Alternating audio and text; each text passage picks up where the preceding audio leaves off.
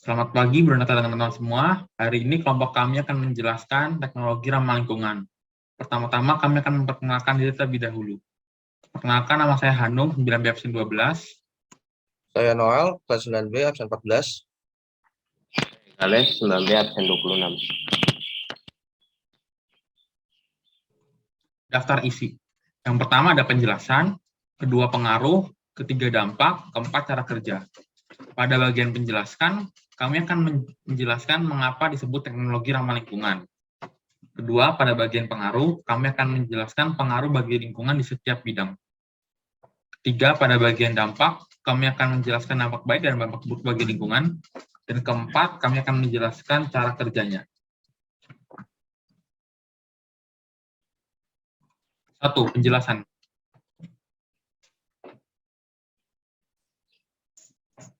Teknologi ramah lingkungan adalah teknologi yang memperhatikan prinsip-prinsip pelestarian lingkungan.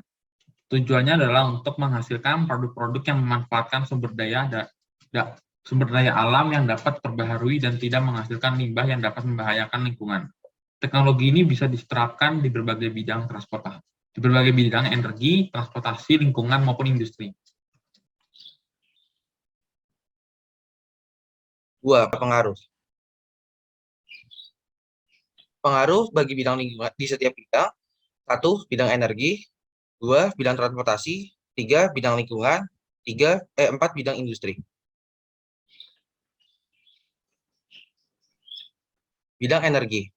Biogas dapat menggantikan penggunaan kayu bakar. Hal ini dapat melindungi hutan dari pengundulan, atau deforestasi, sehingga kelestarian hutan dapat terjaga.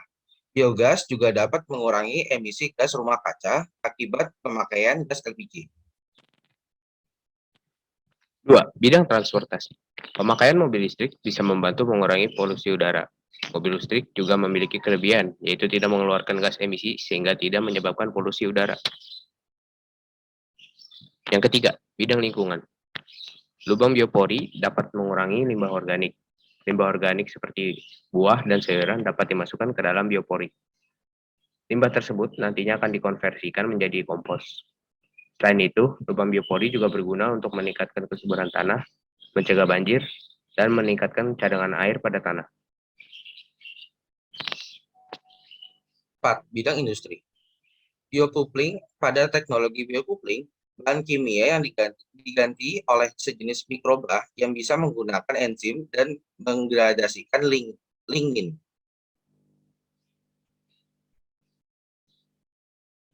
3. Dampak. Dampak baik bagi lingkungan. Teknologi ramah lingkungan dapat mengurangi jumlah limbah agar tidak berlebihan, sehingga bisa mencegah pencemaran lingkungan. Teknologi ramah lingkungan mengurangi risiko penurunan kondisi kesehatan makhluk hidup, khususnya manusia. Contohnya, 1. Mobil listrik. Mobil listrik dinilai memberi banyak dampak positif dalam berbagai sektor, seperti energi atau efisiensi energi, ekonomi, dapat mengurangi defisit neraca perdagangan, serta lingkungan, dapat menekan emisi pencemaran udara di kota-kota besar, ramah lingkungan. 2. Panel surya. Panel surya termasuk ramah lingkungan karena tidak memancarkan emisi gas rumah kaca yang berbahaya, seperti karbon dioksida. Panel surya juga tidak memberikan kontribusi terhadap perubahan iklim. Dampak buruk bagi lingkungan. 1. Mobil listrik. Baru-baru ini mobil listrik booming. Bahkan di Indonesia saja hanya sedikit mobil yang menggunakan tenaga listrik.